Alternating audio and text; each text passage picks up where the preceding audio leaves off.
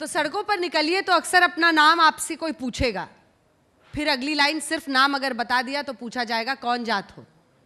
अगर वहां से भी समझ नहीं आया तो गांव टोली तक लोग पहुंच जाते हैं। इसे सौभाग्य कहिए, दुर्भाग्य कहिए, लेकिन भारतीय राजनीति में जात और जात आधारित राजनीति हर पार्टी खेलती है, चाहे उसको वो सामने होकर स्वीकारे या नहीं स्वीकारे। तो आज हमने विषय भी यही रखा ताकि कैसे जड़ से इस समस्या को कैसे हटाया जा सके, इस तरफ बढ़ सकते हैं और उसकी सच्चाई, उसका वर्तमान क्या आज बोलता है, इस पर हम चर्चा करेंगे। तो तालियों के साथ स्वागत कीजिए। हमारे साथ लक्ष्मीकांत वाजपेयी जी हैं, पूर्व अध्यक्ष बीजेपी के। प्रमोद तिवारी जी, वरिष्ठ नेता कांग्रेस पार्टी के, मंच पर शामिल है हमारे साथ। मनोज पांडे जी, नेता समाजवादी, पवन पांडे जी, सॉरी माफ कीजिएगा, पवन पांडे जी, नेता समाजवादी पार्टी के। अब इसमें हमारा दोष नहीं है, समाजवादी पार्टी से कई मेहमान बदले हैं सुबह से, इसीलिए।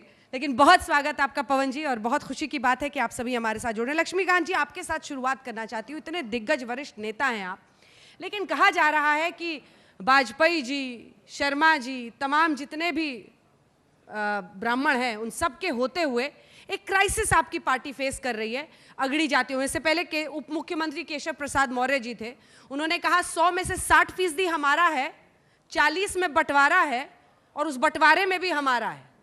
तो अगड़ी जातियों को आपने अपनी 60% में समझ लिया कि वो हमारी जेब में है, लेकिन क्या उनकी नाराजगी और जाति का ये जबरदस्त असर इस चुनाव में आपको सामना करना पड़ सकता है? वो पूछ रहे हैं कि क्या किया हमारे लिए, हम लाए सत्ता में।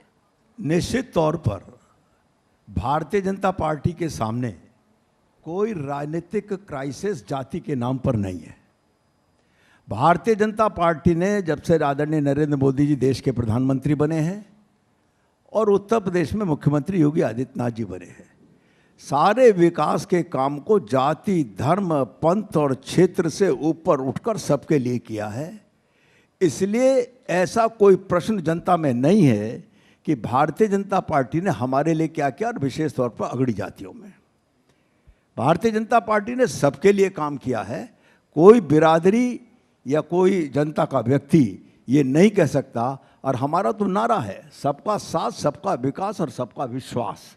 अगर हम किसी के लिए कुछ करेंगे नहीं तो उसका विश्वास कैसे अर्जित करेंगे, और जनता का विश्वास अर्जित नहीं करेंगे तो चुनाव कैसे जीतेंगे। हमारा अंतिम परिणाम है चुनाव का जीतना, और उसमें भारतीय जनता पार्टी सफलता हासिल करेगी। जाति का कितना असर प्रमोद जी? आप इतने दिग्गज और पुराने नेता हैं, और आपके पास जो जितिन प्रसाद जी थे, ब्राह्मण सम्मेलन करते थे, वो भी ले गए वो। देखिए, मैं बहुत स्पष्ट कर दूं, इससे इनकार नहीं किया जा सकता। उत्तर प्रदेश और बिहार दो ऐसे राज्य हैं जिनमें जाति, धर्म दोनों का असर होता है। जातीय राजनीति के शिकार ये रहे हैं, और इसीलिए आज जब कुपोषण का इंडेक्स आप देखती हैं तो फिर बिहार और उत्तर प्रदेश सबसे नीचे नज़र आते हैं। कारण ये है कि जाति और धर्म के आधार पर जब कोई पार्टी ये समझ लेती है कि मैं चाहे 104 रुपये पेट्रोल हो जाए पर महंगाई नज़र नहीं आएगी, कहेंगे महंगाई नहीं है, तो फिर सहारा क्या है? जाति और धर्म।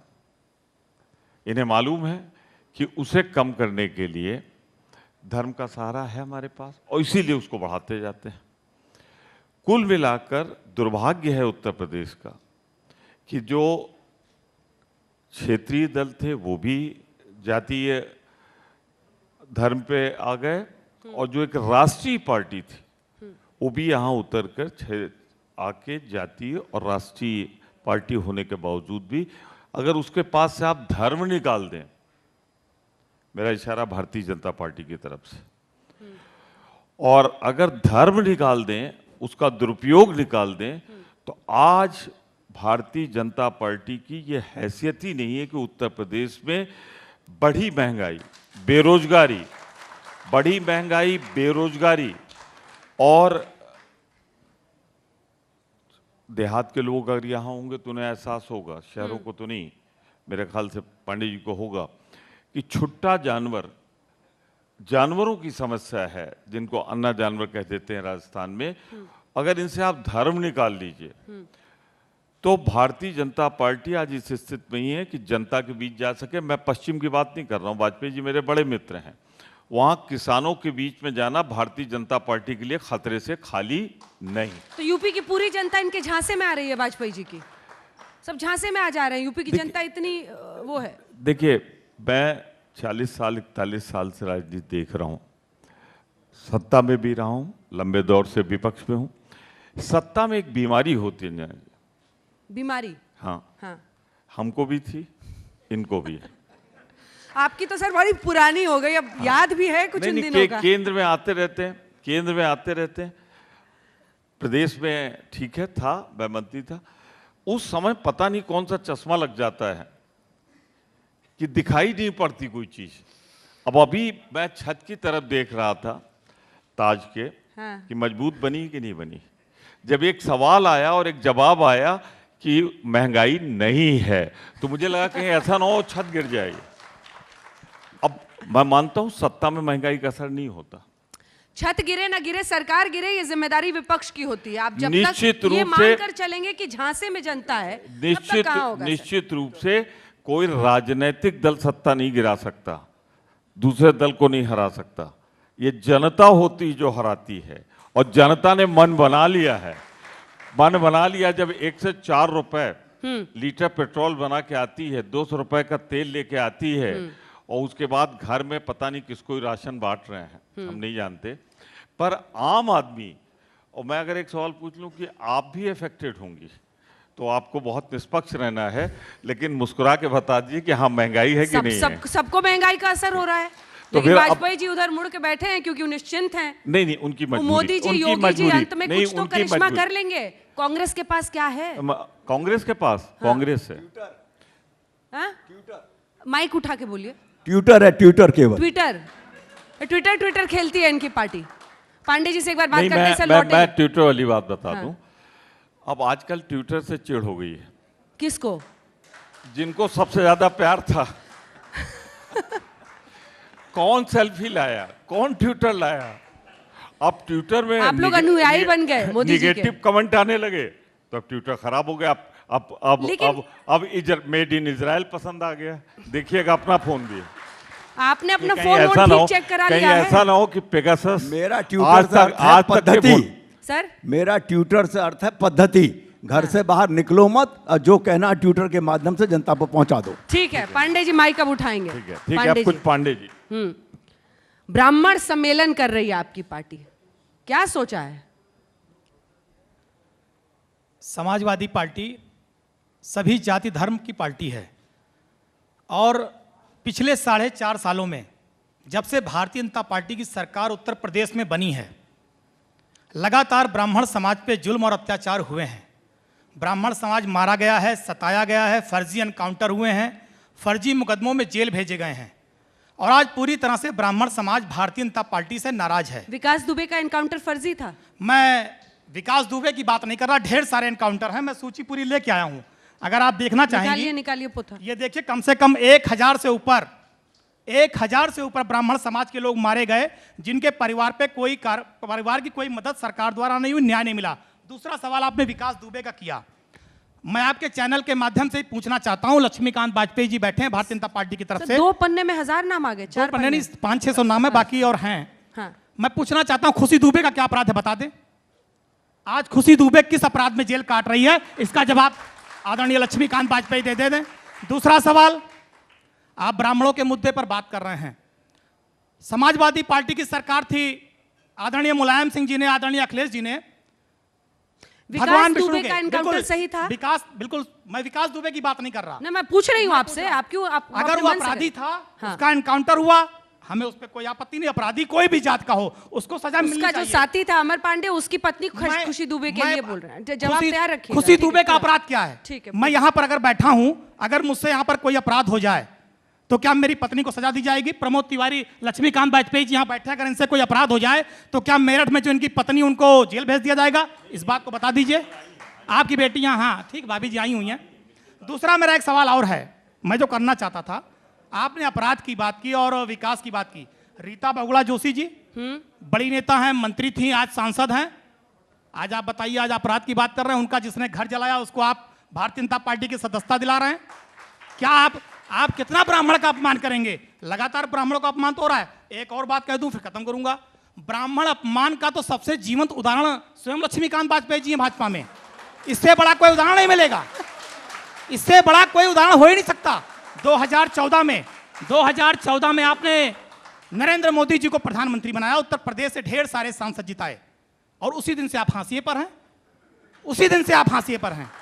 तो भारतीय जनता पार्टी में ब्राह्मण उत्पीड़न का और ब्राह्मणों की बेइज्जती का इससे बड़ा उदाहरण कोई नहीं हो सकता। आप मेरे आदरणीय हैं। सोचा था आपने मंच पर आने से पहले कि आप ही प्रतीक बन जाएंगे? अंजना जी सिर्फ एक मिनट, आप कमजोर नब्ज पे चोट किया पांडे जी ने। अंजना जी एक मिनट, ठीक है, पूरा आप मेरे आदरणीय हैं, प्रमोद जी हमारे आदरणीय, क्योंकि 2012 में मैं पहली बार अयोध्या से समाजवादी पार्टी के टिकट आदरणीय अखिलेश जी के आशीर्वाद से विधायक बना, जनता जनार्दन के आशीर्वाद से।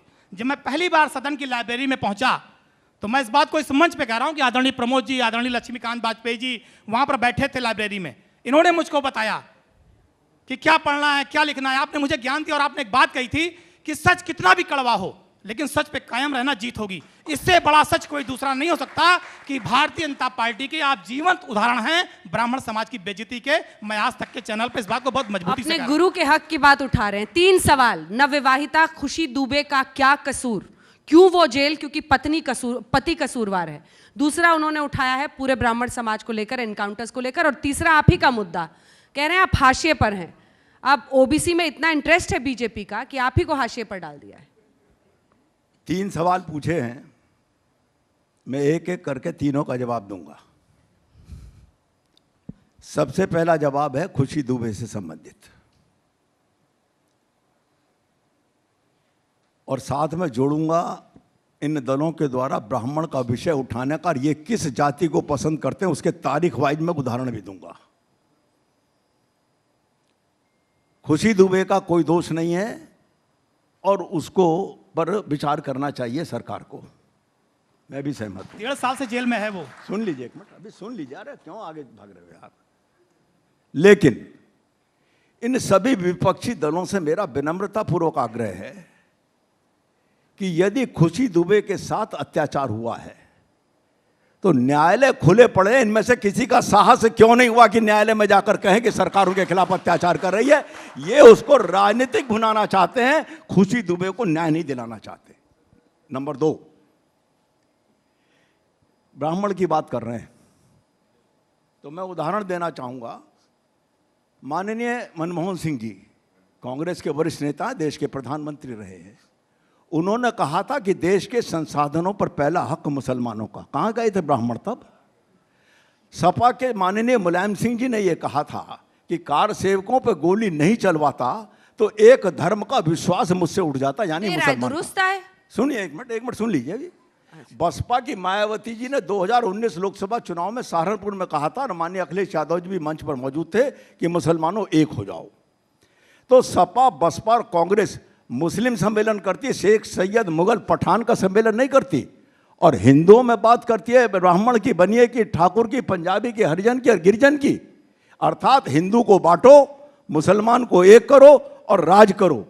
भारतीय जनता पार्टी समाज के सभी वर्गों को साथ लेकर करती है। अन्य दल जातिवादी वोट बैंक और भाजपा सर्व समाज को वोट बैंक करती है। एक बात और कहना चाहता हूं, कृष्णानंद राय का हत्यारा मुख्तार अंसारी किस राज्य की जेल में आराम फरमा रहा था? अगर सुप्रीम कोर्ट हस्तक्षेप नहीं करता तो उत्तर प्रदेश नहीं आ रहा था। वो राज्य किस शासित राज्य था? वो कांग्रेस शासित राज्य था। आज ब्राह्मण की बात कर रहे हैं।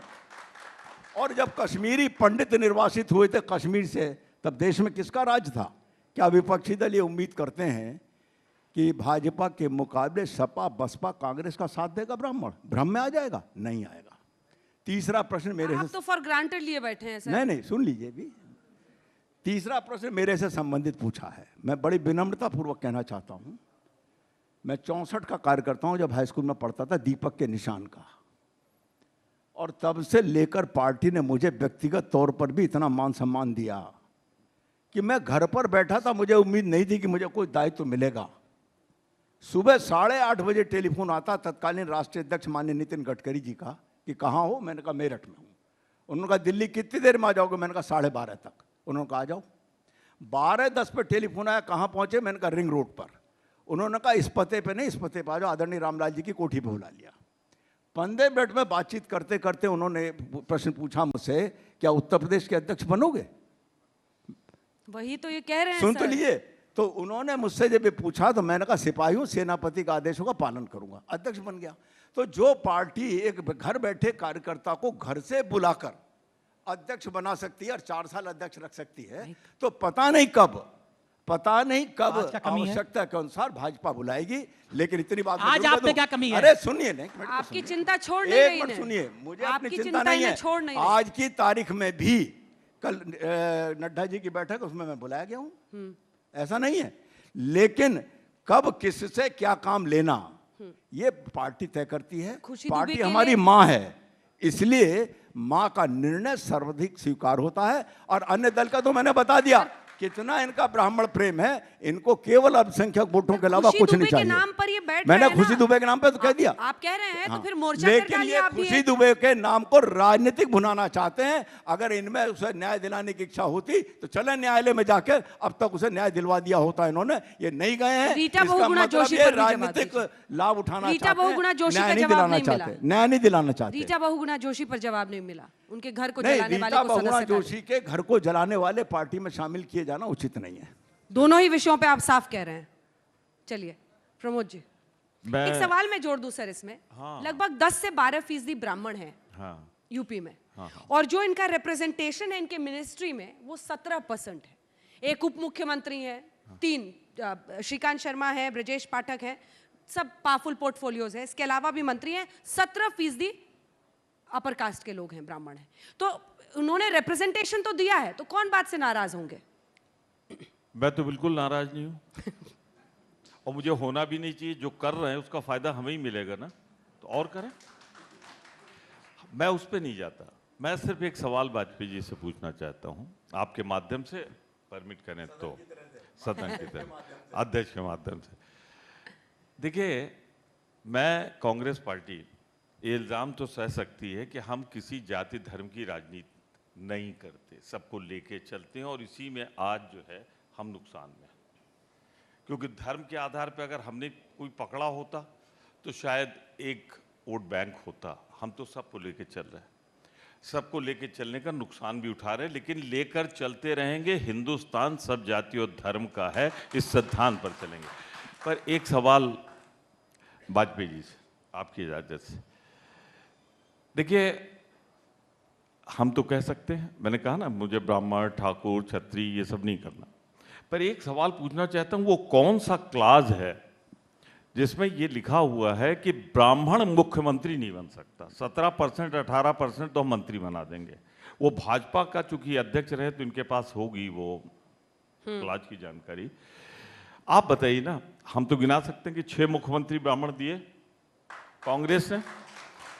गोविंद बल्लभ पंत से शुरू होता है, कमलापत त्रिपाठी, श्रीपद मिश्रा, लंबी कहानी है। नहीं, कहानी सबको याद है, तभी तो फिर ऐसा हुआ कि आप वहीं के रह गए। ठीक बात है, बिल्कुल बाकी ठीक। पार्टियां अतीत इतनी के क्षेत्रीय हो गए, बनी, बिल्कुल अतीत ठीक के हो जो गई दलितों कांग्रेस। की आवाज बिल्कुल बनी। ठीक कहा हमने, वजह बताई। हम ठीक है। एक धर्म एक जात को मतलब लेकर अब नहीं आपको चले। ब्राह्मण मुख्यमंत्री चाहिए बीजेपी का? नहीं नहीं नहीं, नहीं, हो ही नहीं ब्राह्मण सकता। अध्यक्ष नहीं चाहिए ना। नहीं नहीं, मैं फिर कह दूं आपको, हो ही नहीं सकता। तो मैं वही चाहता हूं जो हो सकता है। इनके यहाँ तो क्लास है कि ब्राह्मण मुख्यमंत्री नहीं बनेगा, है मोदी क्या? जी के रहते बिल्कुल प्रधानमंत्री ही नहीं। नहीं बनेगा। पर तो ये अरे आरोप देखिए, लगता है नहीं, अगड़ी देखिए, जातियों को ही देखिए, मुख्यमंत्री बनाना। मेरी बात ठीक है, पूरी पूरी होने। मैंने इसी सदन में कल्याण सिंह जी को मुख्यमंत्री बनते देखा, ब्रह्मदत्त जी की हत्या होते देखी, भगवान लंबी उम्र दे कल्याण सिंह जी को। फिर वो गए तो राम प्रकाश गुप्ता जी निकाले गए कहीं से। फिर वो गए तो राजनाथ जी आए। योग्य है, इसमें कोई मुझे शक नहीं। अब बाबा आ गए हैं, योगी जी, आदरणीय योगी जी। अभी भी सुन रहा था जवाब कि हमारा चेहरा अगला योगी जी है। तो ये ब्राह्मण क्या 12-14% बता रही थी, ये इसका रिजर्वेशन इनके यहाँ नहीं है, या प्रतिबंध लगा हुआ है कि सब होगा, ब्राह्मण मुख्यमंत्री नहीं होगा। आज मैं कहता हूं हम दोनों भी मन छोड़ के चले जाएंगे अगर ये मुख्यमंत्री बना दिए। इनके लिए वाकओवर। अगर वाजपेयी जी की सेवाओं को देखते हुए ये घोषित कर दिया जाए कि अगले मुख्यमंत्री वाजपेयी जी होंगे, नहीं हो सकते। सर सब आपकी कमजोर नब्ज पे चोट कर रहे हैं। कोई नब्ज नहीं नहीं हो कमजोर सकते, है। नहीं हो सकते, बिल्कुल कमजोर नब्ज। मैं एक बता रहा Not at हूँ, all। एक अंजना जी बता दूं, हाँ। एक प्री नरेंद्र मोदी एरा था अटल जी का, वहां सबकी पूछ थी, ब्राह्मणों की भी थी, और एक पोस्ट अटल बिहारी वाजपेयी एरा आया है, इसमें सब हैं, बस वही नहीं, पंडित जी नहीं। तो दिनेश शर्मा जी कौन जात हैं? अब दिनेश अब शर्मा आपने जी का बहस को यहाँ पहुंचा दी है तो वही देखिए, वो ब्राह्मण है। दिनेश शर्मा जी का शिक्षा मंत्री, उप मुख्यमंत्री हैं, सब कुछ है, बस इतना ही कहूँगा। सवाल सीधा सा है मुख्यमंत्री वाला। 2017 के 6 हमने दिए, 4 इन्होंने दिए, आज हिम्मत करके कहते हैं कि अगला हो सकता है। वाजपेयी जी नहीं, कुछ बोला जाए? आदरणीय प्रमोद तिवारी जी ने, अरे कोई खतरा नहीं है भाई साहब, माइक कोई से, खतरा माइक। नहीं है। आदरणीय प्रमोद तिवारी जी ने जो विषय उठाया है, मैं केवल एक लाइन में इसका उत्तर देना चाहूँगा। भारतीय जनता पार्टी में मुख्यमंत्री बनेगा कमल का फूल, और भारतीय जनता पार्टी का कार्यकर्ता, उसकी कोई जाति नहीं देखी जाती। देखा आपने, इसीलिए जाति नहीं यही तो देखते, है। यही तो कह रहा हूं, जाति स्पिन नहीं तो देते देखते, हैं एकदम वाजपेयी जी। जाति नहीं देखते, पर खुशी दुबे जो 2 दिन पहले जिसकी शादी हुई हो, आप बता दें अरेंज मैरिज थी, कोई वो वाली नहीं थी। कौन वाली? अरे सब जानते हैं, छोड़िए, लव जिहाद कैटेगरी। अब छोड़ दीजिए, वो मालूम है पांडे इनको, जी, हाँ। इनको मालूम है, हम ये चर्चा करते रहते हैं, मन से उतर के फिर करेंगे, वो वाली नहीं है। मैं दूसरी बात कह रहा हूँ आपसे, एक बड़ी सिंपल से बात कर रहा हूँ। खुशी दुबे माइनर, वकील हूँ मैं, माइनर के साथ वो दफा न लगा के, प्रोसिक्यूशन का काम तो इनका नहीं है, हमारा नहीं है, प्रोसिक्यूशन का काम तो इनका है। एक 18 साल से कम लड़की को 18 साल से ऊपर बनाने का जो पहला अपराध आपने किया है, उसका जवाब कौन देगा? 18 साल से कम लड़की की शादी कैसे हो गई? कोर्ट ने, सुन तो लीजिए ना, वो एक अपराध हो सकता है, लेकिन नाबालिग से शादी कैसे हो गई? ये इसीलिए तो आप कह रहा हूं मैं आपसे, वो एक अपराध हो सकता है। और नाबालिग से शादियां और नाबालिग के साथ क्या क्या हो रहा है, उसके ऊपर नाबालिग से क्या क्या हो रहा है, ये गृह मंत्री अमित शाह से पूछिए। 9 साल की बेटी के साथ, अंजना जी आप दिल्ली से आई हैं, क्या हुआ है दिल्ली में, वो तो आप अमित शाह जी से पूछिए। पर मैं एक बात का जवाब दूंगा, मैं दुखी हूं, पीड़ित हूं इस बात से, जब खुशी दुबे का चेहरा देखता हूं कि 1.5-2 दिन पहले जो शादी करके उस घर में आई है, उसे कॉन्स्पिरेसी का मुलजिम बनाना, उसे उसके पाप पे भागीदार बनाना, मैं समझता हूं इस सरकार का सबसे बड़ा पाप है, और उस पाप की सजा मिलनी चाहिए। पांडे जी, लोकसभा चुनाव से विधानसभा आते आते 80 से 82% ब्राह्मणों ने बीजेपी के लिए वोट किया। ऐसे में अगर वो नहीं तो कौन? क्या एक ओबीसी चेहरा, एक यादव चेहरा, अखिलेश यादव, और वो भी एक डायनास्ट यानी वंशवाद के प्रतीक के तौर पर जिन्हें देखा जाता है, उसको लोग ब्राह्मण चुनेंगे? देखिए, मैं एक बात स्पष्ट कर दूं कि श्री अखिलेश यादव, आप इन्हें वंशवाद की उत्पत्ति मत कहिए। अखिलेश यादव जी ने संघर्ष किया है, सांसद रहे हैं, 3 बार सांसद रहे हैं, संघर्ष किया इसी उत्तर प्रदेश की सड़कों पर। जब मायावती जी की सरकार थी, लगातार जेल जाने से लेकर, आंदोलन करने से लेकर और सड़कों पर संघर्ष करने से लेकर हर तरह के काम आदरणीय अखिलेश जी ने किए हैं। और आज आदरणीय अखिलेश जी हर जाति धर्म के सर्वमान्य नेता हैं, चाहे अगड़ा हो, चाहे पिछड़ा हो, चाहे दलित हो, चाहे मुसलमान हो, कोई जाति धर्म हो, सारे जाति धर्म मजहब के लोग आदरणीय अखिलेश जी को पसंद करते हैं। और जिस तरह से इन 4.5 सालों में फर्जी एनकाउंटर, हत्या, जुल्म, अत्याचार पूरे उत्तर प्रदेश में बढ़ा, मैं ये स्पष्ट रूप से आज आपके चैनल पर कहना चाहता हूं कि ऐसा नहीं केवल ब्राह्मण मारा गया, योगी जी की सरकार बनने के बाद दलित भी मारा गया, पिछड़ा भी मारा गया, अल्पसंख्यक भी मारा गया, ब्राह्मण भी मारा गया, सारे जाति धर्म के लोग मारे गए। और जिन लोगों का उत्पीड़न हुआ, फर्जी मुकदमे हुए, आज आप एक, मैंने रिपोर्ट पढ़ी थी, आप उत्तर प्रदेश के किसी जेल की रिपोर्ट मंगा लीजिए, उसमें सबसे ज्यादा पिछड़े, दलित और मुसलमानों पर फर्जी मुकदमे लगाकर जेल भेजने का काम योगी आदित्यनाथ जी की सरकार में किया गया। ब्राह्मण बेटियां सताई जा रही, कितने जुल्म अत्याचार हुए, ब्राह्मण मारे गए। अभी आदरणीय लक्ष्मीकांत वाजपेयी जी खुशी दुबे के साथ जो हुआ उसे स्वीकार कर रहे हैं। अगर स्वीकार कर रहे हैं, चुप क्यों थे, अभी तक मौन क्यों थे? इनका ब्राह्मणत्व क्यों नहीं जगा? रीता बहुगुणा जोशी जी के मकान को जलाने वाले को आपने ले लिया, आपने आवाज क्यों नहीं उठाई? इतने, कबीर तिवारी, एक हत्याकांड हुआ था, आपके सामने रख दूं, बाराबंकी में, वो छात्र संघ का अध्यक्ष था और भारतीय जनता पार्टी का नेता था कबीर तिवारी, उसकी हत्या होती है, उसके हत्या देने वालों को भारतीय जनता पार्टी के लोगों ने संरक्षण दिया, कोई कार्रवाई नहीं हुई। कबीर तिवारी की मेरे बहन, सवाल का जवाब नहीं मिला, आप उससे भाग गए। एक बात बता दूं, सवाल पर तो आइए। मैं आ रहा हूं उसी पे। जवाब है अखिलेश यादव नहीं। क्यों? ब्राह्मण अगर उनसे नाराज भी हैं तो वो खुश हैं क्योंकि उनको पता है कि वो अंत में हमें इसीलिए ही मैं वोट उसी का करेंगे। जवाब दे रहा हूं, उसी का जवाब है। ब्राह्मण सम्मेलन कबीर क्यों कर रहे हैं तिवारी- साहब? कबीर तिवारी की बहन आदरणीय अखिलेश यादव जी से मिलने पार्टी कार्यालय आई थी, क्योंकि उसको इस बात का विश्वास था अगर हमें कोई न्याय मेरे परिवार को दिला पाएगा तो केवल समाजवादी पार्टी और अखिलेश यादव है। आप ये जान लीजिए। और 5 सालों में जहां भी जुल्म अत्याचार हुआ, केवल ब्राह्मणों के दरवाजे पर समाजवादी पार्टी गई है।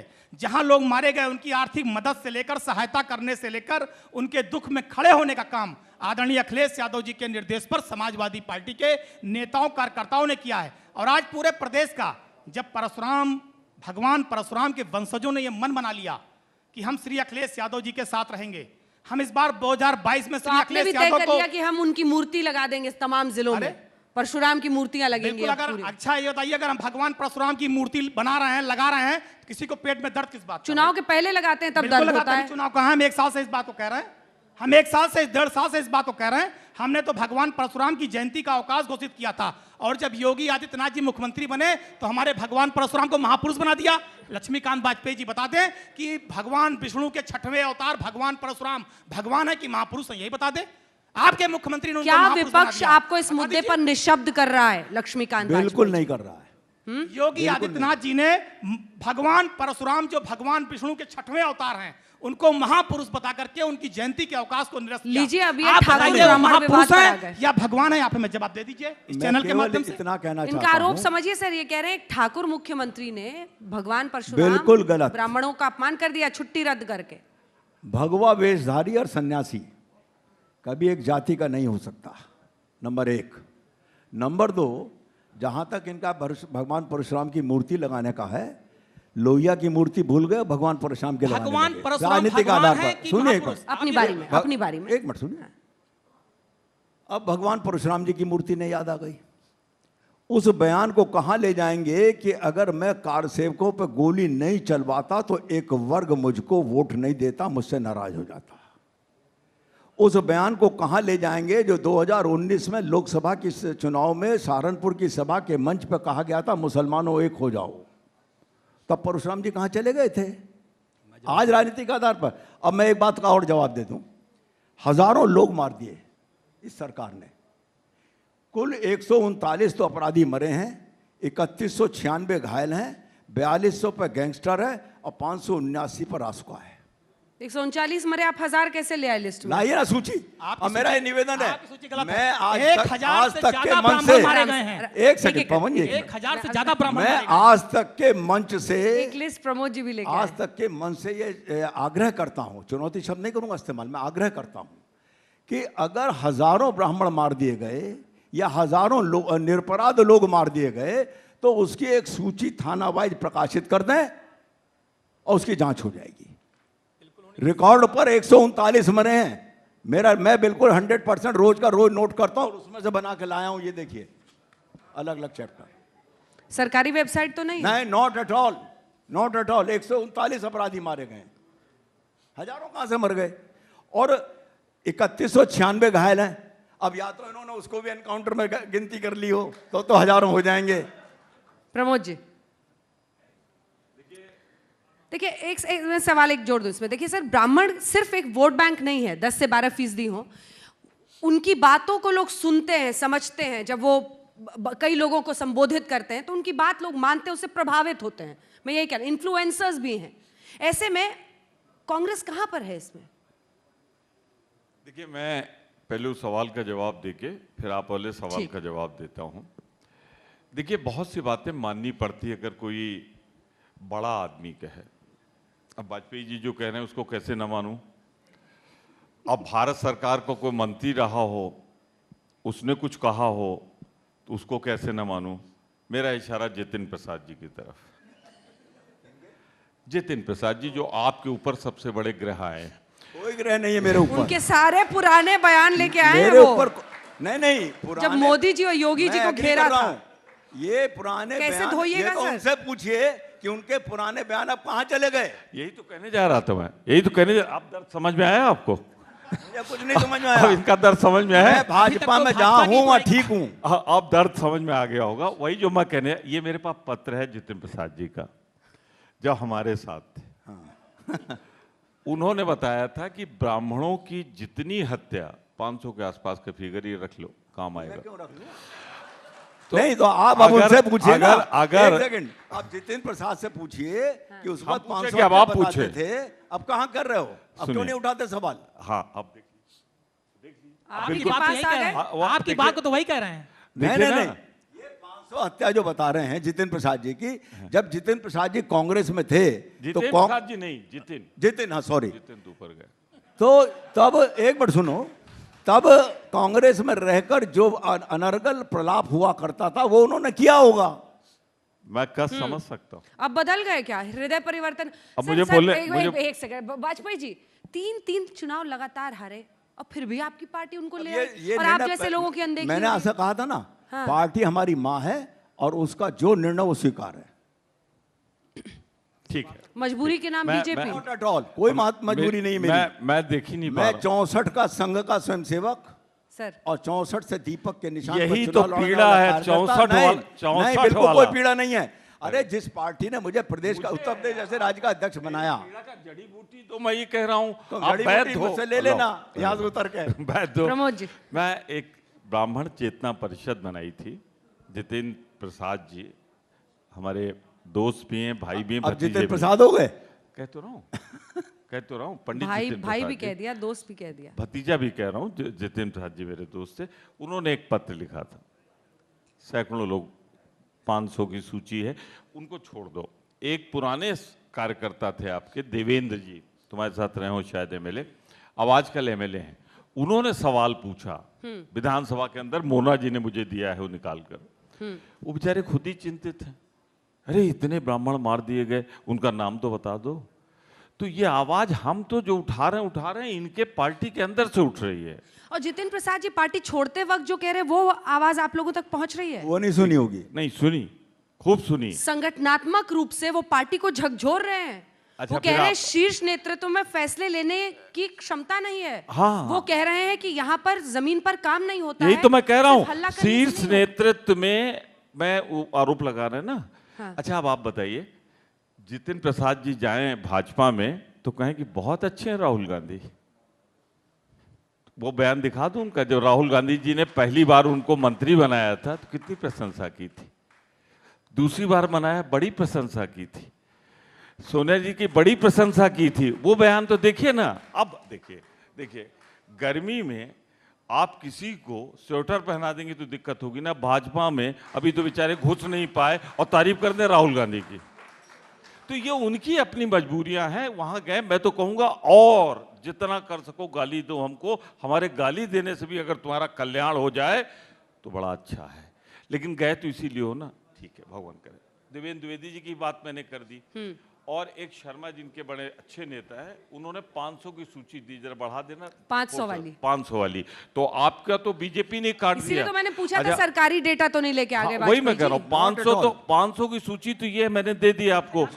फिर हम सब एक बात जो कहना डायरी में नोट करता हूँ वो हैं ये।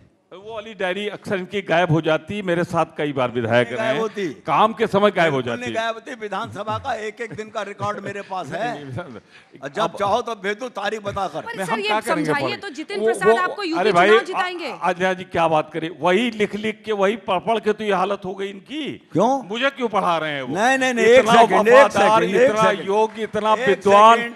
प्रमोद इनके जी, पैरों की धूल प्रमोद नहीं जी, जो आप लोग आ मुझे रहे तो कह रहे और हैं। इनको बोलो आप- भाई पवन, एक सेकंड। अन्याय हो रहा है कि नहीं हो रहा है? मैंने तो सबसे पहले इस अरे, बात को उठाया अन्याय और हो रहा है भारतीय भाई। जनता पवन पार्टी जी, में आप तो ब्राह्मण यार। उत्पीड़न का आप जीवंत उदाहरण दोनों हैं। आप मिलके- आप नहीं, हाथ कुछ उठवा नहीं। के देख लीजिए। दोनों अन्याय हो मुझे- रहा है। वाजपेयी जी की सब नींद कहेंगे, उड़ा रहे एक हैं। सेकंड, एक सेकंड, देखिए, मुझे सब सुनो। हाथ उठा रहे। अरे दोनों एक मिनट मिलके सुन लो। वाजपेयी जी की नींद उड़ाएंगे आज। हाँ, नहीं कतई नींद नहीं उड़ी। मैं बड़ी चैन की नींद सोता हूँ, 10 हम बजे लोग सोता आपका हूँ, बड़ा 5:30 आदर करते उठता हैं, बड़ा हूँ। सम्मान करते हैं, लेकिन लेकिन एक जो मिनट, व्यवहार हो रहा है पवन इससे जी, बहुत दुखी हैं। पवन जी सुन तो लो। एक मिनट, गुरुजी, एक मिनट। मेरी गुरुजी, स्थिति की सिर्फ एक चिंता मिनट। कर रहे हैं, कांग्रेस में अपनी स्थिति की चिंता नहीं कर रहे गुरुजी- प्रमोद भाई।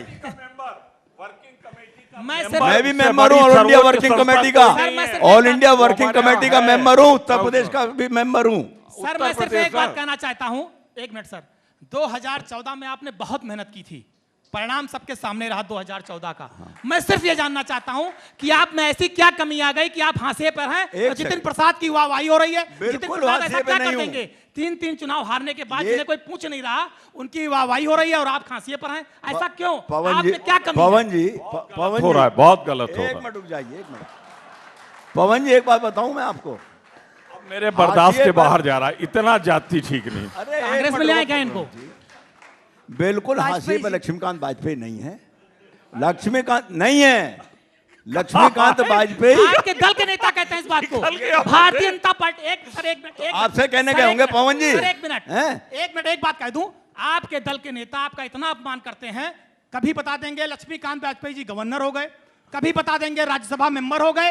ये आपको चिढ़ाते हैं, आपको अपमानित करते हैं। मैं तो आरोप लगा रहा हूं भारतीय जनता पार्टी ब्राह्मणों का अपमान करती है और आप एक अच्छे ब्राह्मण हैं, आपको अपमानित किया जाता है भारतीय जनता पार्टी। अरे यार चुप रहो, देखो दर्द समझो उनका, पहले उसी दर्द पे उंगली रख देते हो। उधर देखो, आप बताइए, आपको राज्यपाल बनाया सेकंड। जाता है, राज्यसभा बनाया जाता है, उसके बाद कहीं कुछ नहीं रहता। ये आपका अपमान ही तो है और आपके साथ साथ पूरे ब्राह्मण समाज का अपमान। पांडे जी, सुनिए एक मिनट, पांडे जी। एक मिनट सुनिए। वाजपेयी का दर्द उनसे जाके पूछो। उनके पति ने उनको इतने दिन तक 1 मिनट के लिए कभी विधानसभा से बाहर नहीं जाते थे, यहीं रहते थे। वो बेचारी वहां तकलीफ में रहती थी। पत्नी तक के वो सेकेंडरी रखा, प्राइमरी विधानसभा को रखा। आज उस आदमी की हालत कौन लोग कर रहे हैं? एक पढ़ाई ये नहीं है, छोड़ा है। पूरी बहस वाजपेयी जी आपके बारे में हो चुकी है। नहीं, कुछ करा गलत लीजिए। गलत कर रहे हैं ये, मैंने तो बता दिया मेरे ना। साथ विदेश गए, ये इनको- योग्य है, बहुत योग्य है। इनको- इनका नियम 300 जितना अरे है प्रमोद उतना तिवारी शायद जी, ही किसी आपको कांग्रेस पार्टी ने कभी अध्यक्ष क्यों नहीं बना दिया यहाँ का? हमें वो तो अध्यक्ष रहे। मैं कसम खा के कह रहा हूँ, सौगंध पूर्वक कितने कह रहा हूं। साल? कसम खा के कह रहा हूँ, सौगंध मना कर पूर्वक दिया था कह रहा हूं। इन्होंने, हम इन्होंने मना कर दिया था, इनको कहा गया था, मना कर दिया था। मैं बता रहा हूँ, मैं कसम खा के कह रहा हूँ, सौगंध पूर्वक कह रहा हूँ, 2 बार प्रदेश अध्यक्ष बनाने के लिए मुझसे कहा गया। मैंने ये कहा कि संगठन में मैंने कभी काम नहीं किया है, क्योंकि संगठन में जो ज्यादा काम करते हैं उनकी हालत यही हो जाती है।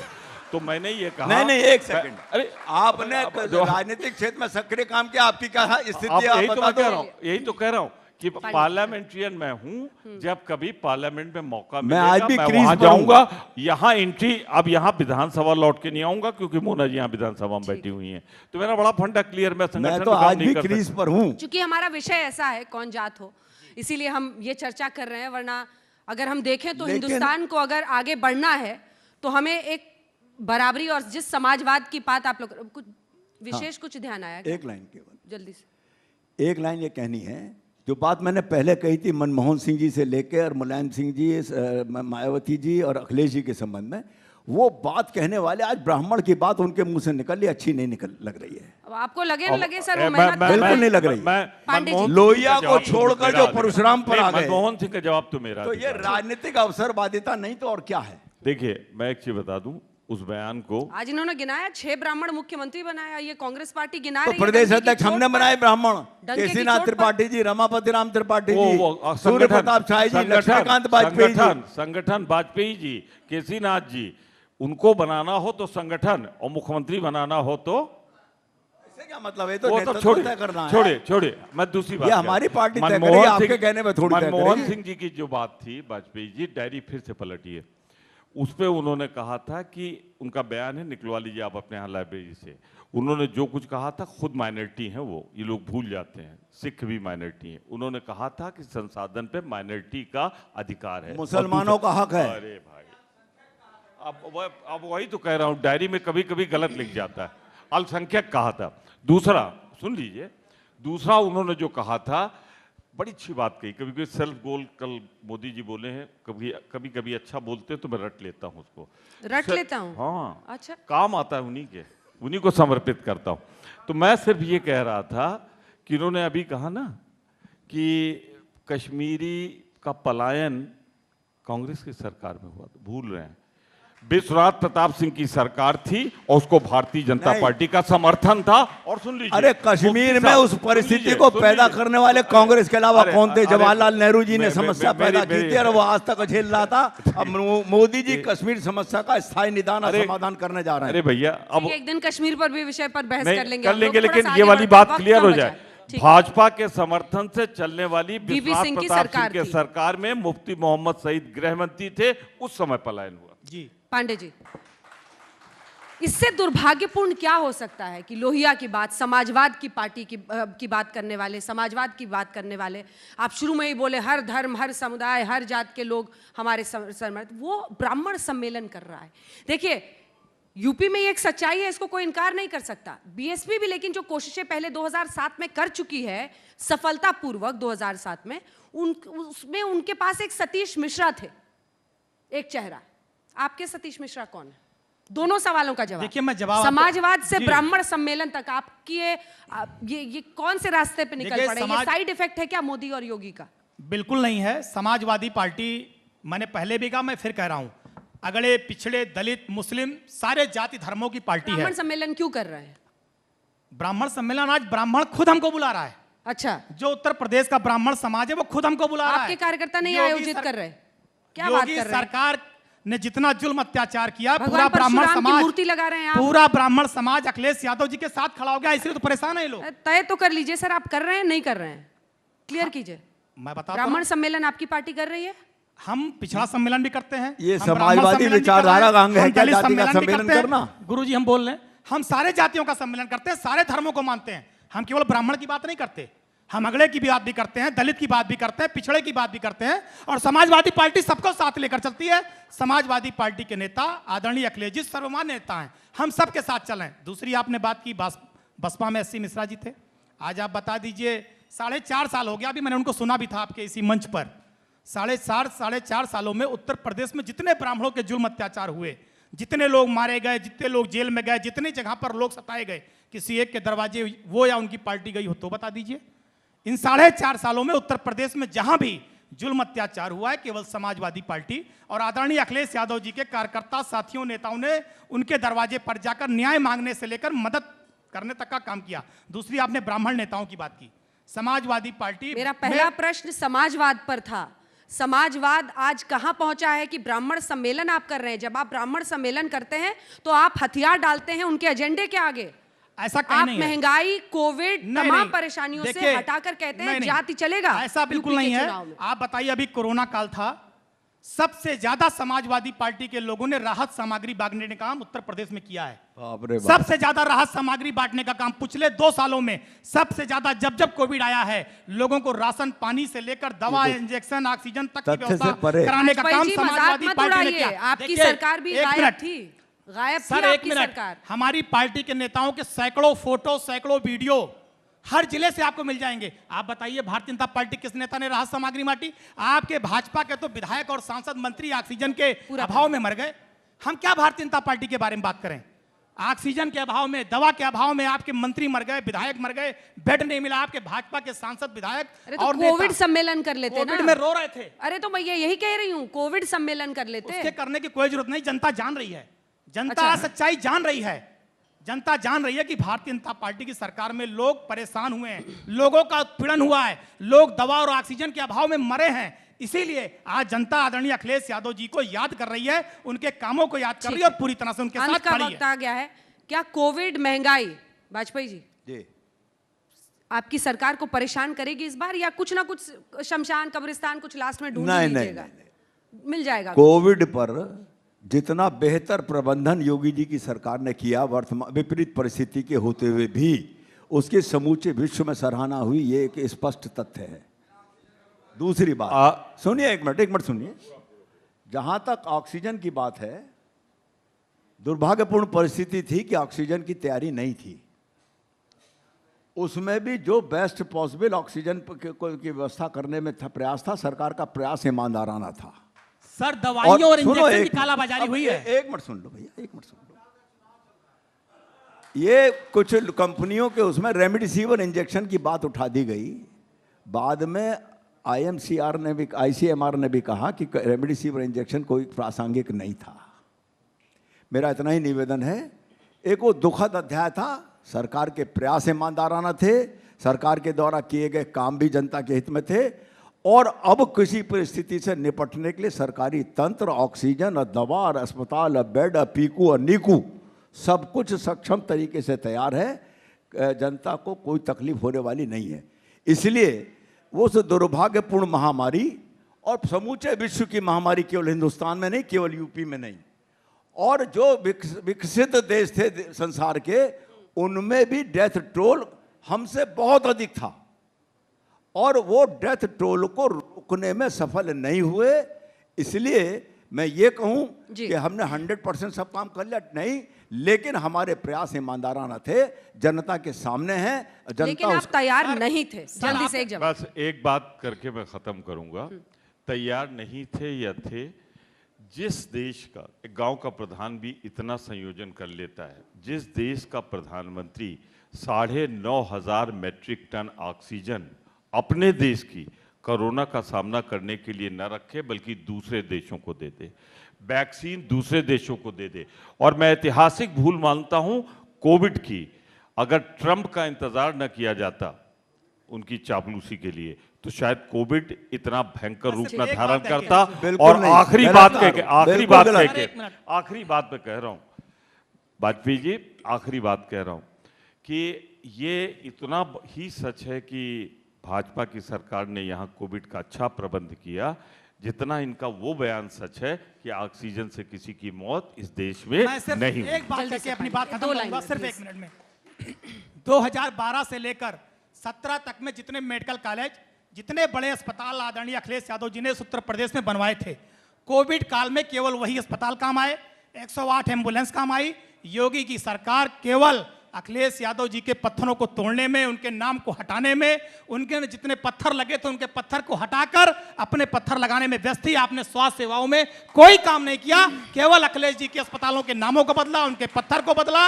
अगर आपने काम किया होता तो निश्चित रूप से उत्तर प्रदेश अखिलेश यादव जी ने अगर इतना विकास किया होता और इतने पत्थर लगाए होते तो जनता उनको बाहर नहीं निकालती। आप सभी का आने वाले समय में जनता फिर उनको बाइज्जत बनाने जा रही है, इस बात का प्रमाण आप देखिएगा। अगले मेहमान इंतजार कर रहे हैं, लेकिन उम्मीद यही कि जात से ऊपर उठकर विकास के मुद्दों पर जनता वोट डाले। आप सभी का बहुत धन्यवाद हमारे साथ जुड़ने के लिए।